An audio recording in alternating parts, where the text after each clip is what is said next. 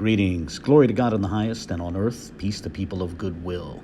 So yesterday I put out a video titled Talmud and Talmid, in which I discussed those two Hebrew words. And afterwards, like just a few hours afterwards, I stumbled across that latter word, Talmid, in a Ge'ez text.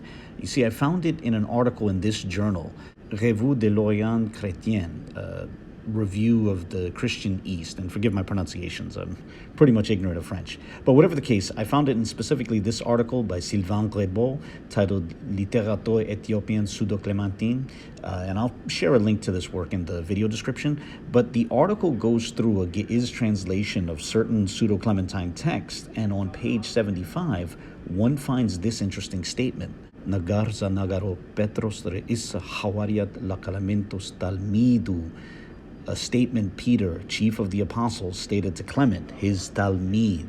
And then the rest of the underlined portion reads, Zawi'itu rade behil zabatirguamehu. That is to say, his disciple, as per the translation.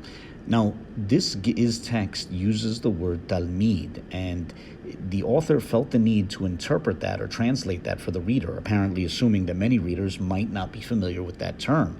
Now, I could close this video here, as all I wanted to do was show the word Talmid in this Ge'ez text, but as I suspect that some might want to look a bit more in depth at the text, I'd like to spend the rest of this video offering a bit of a parsing of that portion. So to jump right in, the first word, nagar, is a noun, and it refers to a saying or a statement. The second word, za nagaro, begins with a za prefix serving as like a relative pronoun, like the English words that or which. And then the word nagaro is a verb from the same root as the word which preceded it, right? That ngr root.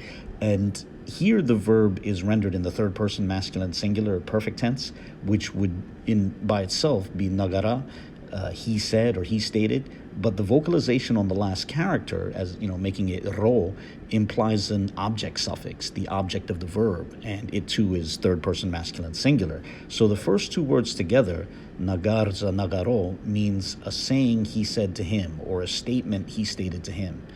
And then there's the name Petros or Peter, and then there's the word reis, which is like the Arabic ras or the Hebrew rosh, meaning head or chief or leader or prince. And here it's in a construct state with the noun that follows, so it's vocalized re'isa. The last character is vocalized sa.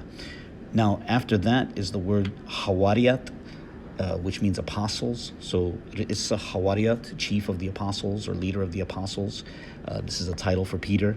And then there's lakalementos, which begins with an L preposition found across the Semitic languages, meaning to, and that's prefixed to the name Clement. And then after that, we come to the word which inspired this video, talmidu. And it's the word talmid, however, the last character is vocalized to entail a third-person masculine singular possessive suffix. So it's his talmid. Peter was speaking to Clement, who is his talmid.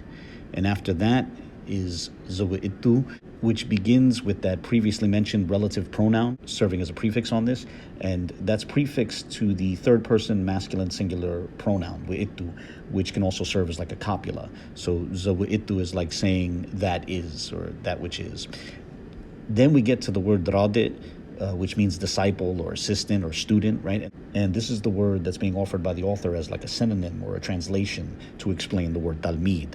Behil means saying, or it's apparently along the lines of saying that is, or as it is said, something along those lines. And then the last word is zabatirguamehu. Now, this word actually has two prefixes on it, which first you have that relative pronoun that appeared twice before, and then that's followed by the be preposition, meaning in or with, right? That's a preposition found across the Semitic languages, right? And then the central word here is tirguam, which means translation or interpretation, right? It corresponds to the Hebrew word targum. And then the final letter, hu, it's the third-person masculine singular possessive suffix, right? So this word is along the lines of saying which is in its interpretation, right? If that makes any sense. Zabatirguamehu, that which is in its interpretation. So attempting to translate this whole line of text, we get something along the lines of a statement which Peter, the chief of the apostles, stated to Clement, his Talmid, which is translated his disciple. But like I said, mainly I wanted to show the appearance of that word Talmid in this Ge'ez text, and having done that, I can finally close this video here. Now, please feel free to share any comments, questions, or criticisms. I myself am new to the Ge'ez language, so I always welcome any corrections. But with that, as always, God bless.